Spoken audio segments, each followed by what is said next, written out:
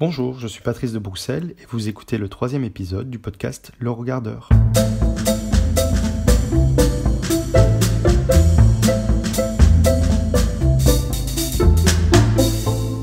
Je voulais aborder avec vous quelque chose qui me paraît important dans mon travail photographique, c'est ma quête de l'imperfection.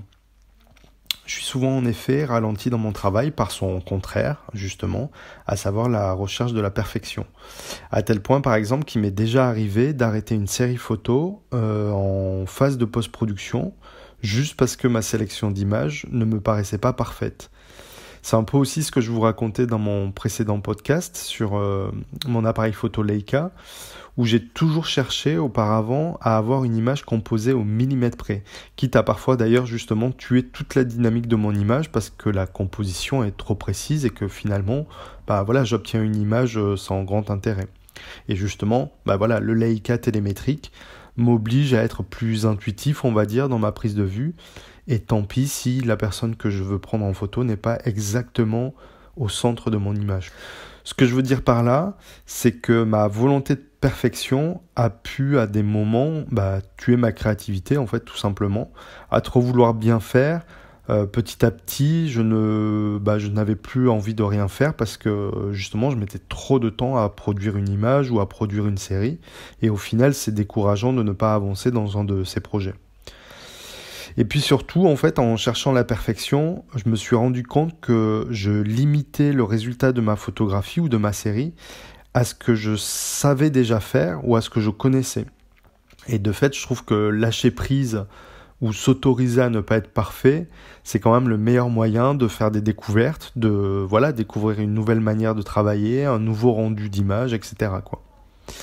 Alors quand je disais en introduction que j'étais dans une quête de l'imperfection, en fait c'était un peu une boutade, parce que pour de vrai je ne cherche pas plus à être imparfait qu'à être parfait.